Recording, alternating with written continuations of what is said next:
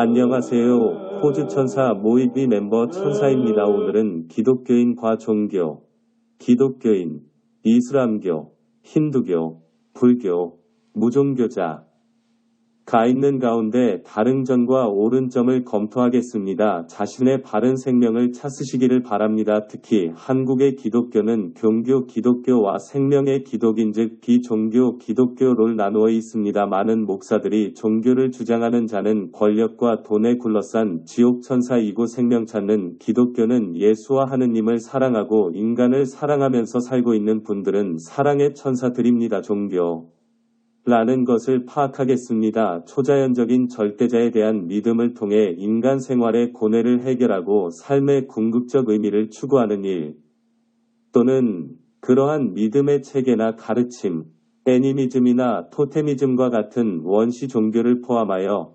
크리스트교, 불교, 이슬람교 등 여러 가지 형태가 있음.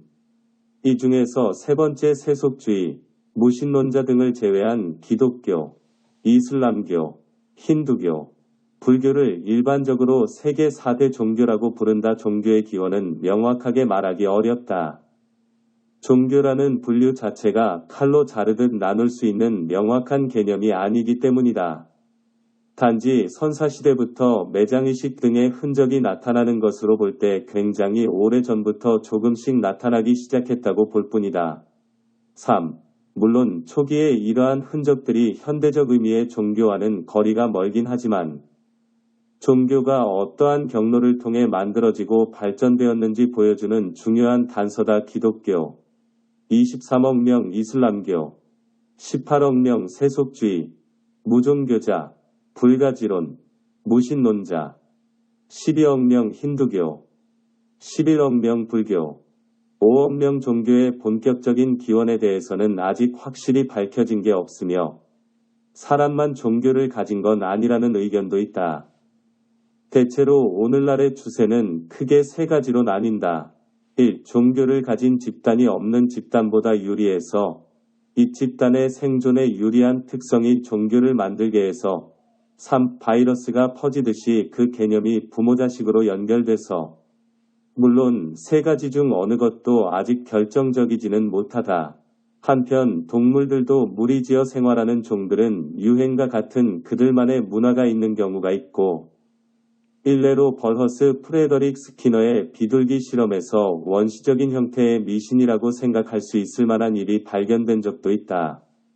다만 기억할 것은 그런 상관관계의 착각이 원시적인 미신과 동일한 메커니즘이라고는 하지만 그것이 인간의 복잡한 종교로 발전되는 과정은 아직 제대로 연구되지 않은 내용이며 미지의 영역이라는 것이다.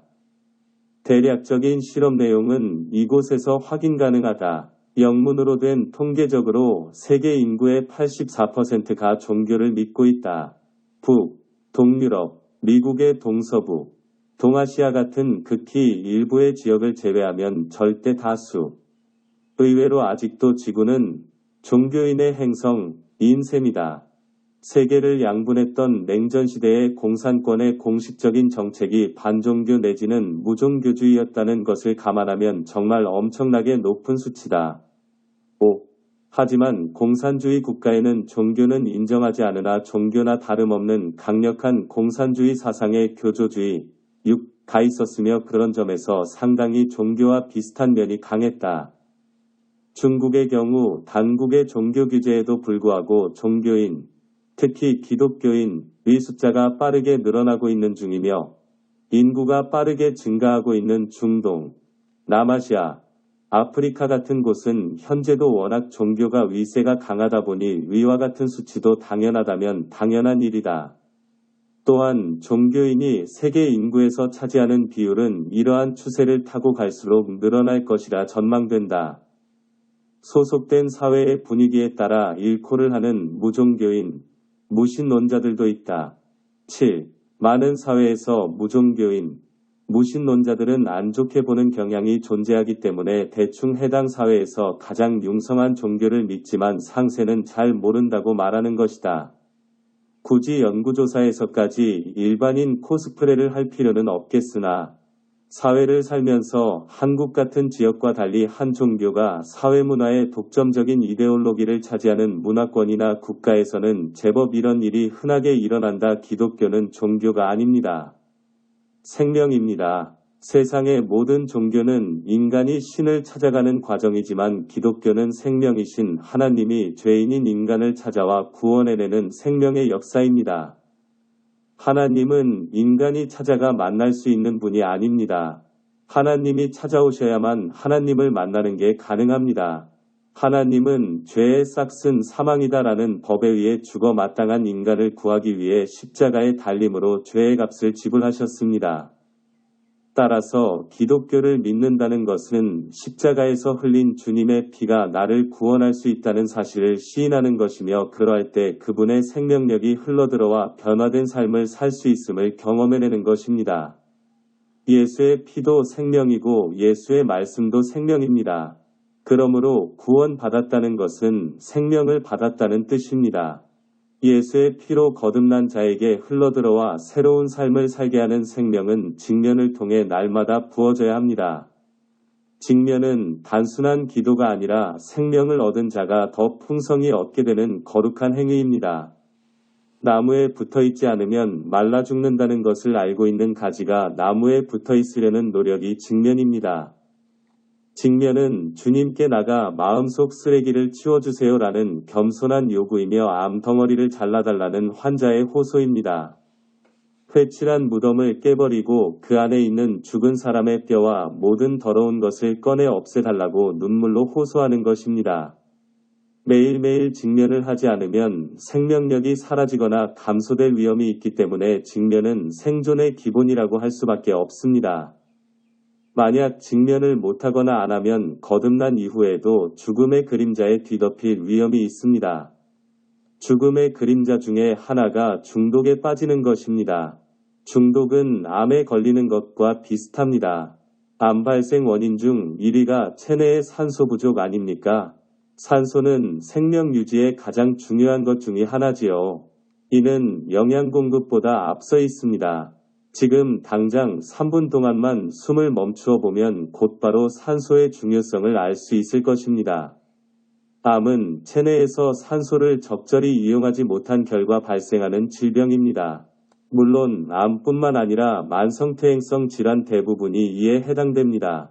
산소에 대한 몇몇 학자들의 견해를 소개해 보겠습니다.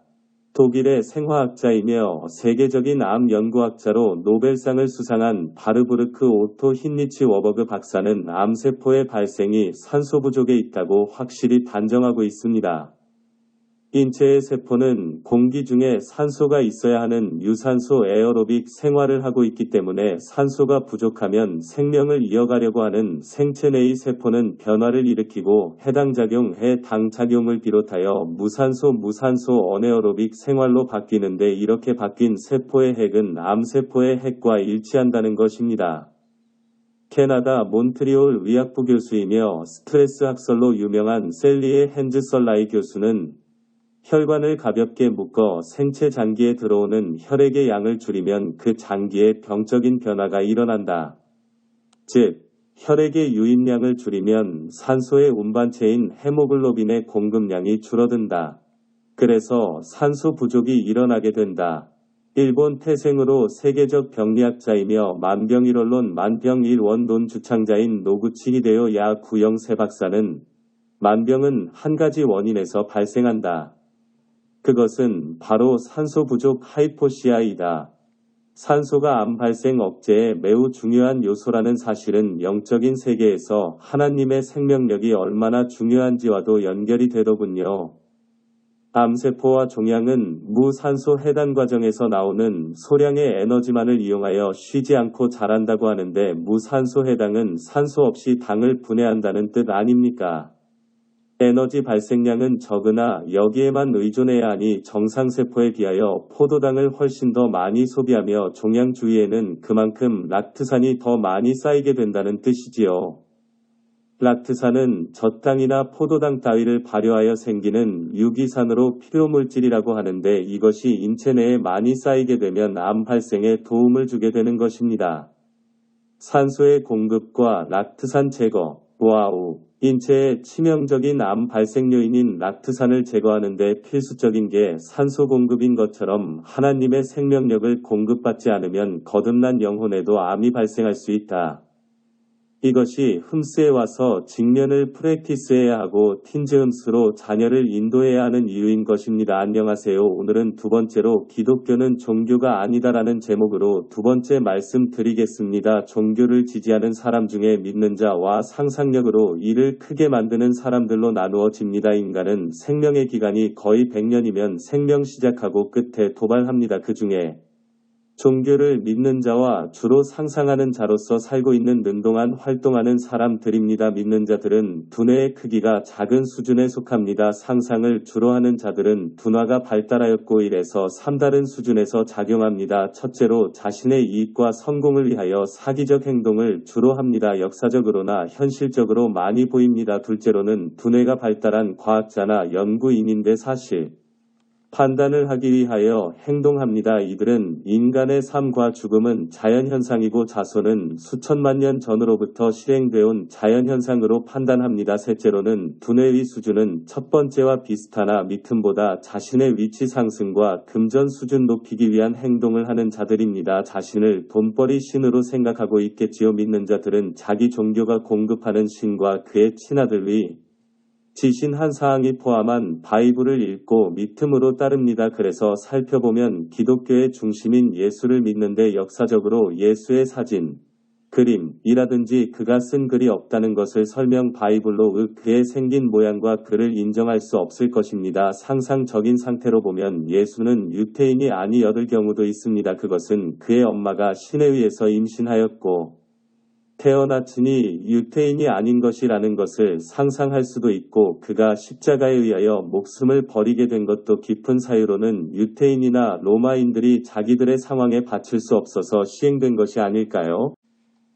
그런 사항이 바이블에는 나타나지 않고 있습니다. 그것은 바이블을 상상적으로 쓴 사람들이 그 일을 나타낼 수가 없고 또한 자료도 없어서 비이블을 지금 같이 썼을 것입니다. 2000년의 역사 속에서 태어났고 자라난 교회 그리고 목사들은 자기들의 위치를 높이고 금전벌이를 할 수 있는 위치에 올라 서기 위한 행동이 작용합니다. 그런 상황에서 바른 종교와 믿음을 하시려면 그들을 따르지 말고 바이블도 깊이 생각해서 읽고 예수와 신을 믿어야 합니다. 근래에 연구하는 사람들이 발견한 것은 신은 자신의 두뇌에서 있으면서 대화를 해야 하는데 그것은 음악과 같은 소리로 두뇌 속에 신과 대화를 하고 두뇌 건강과 작용 향상시킴으로 발전합니다. 그 대화는 예수도 그리하지 않았을까요?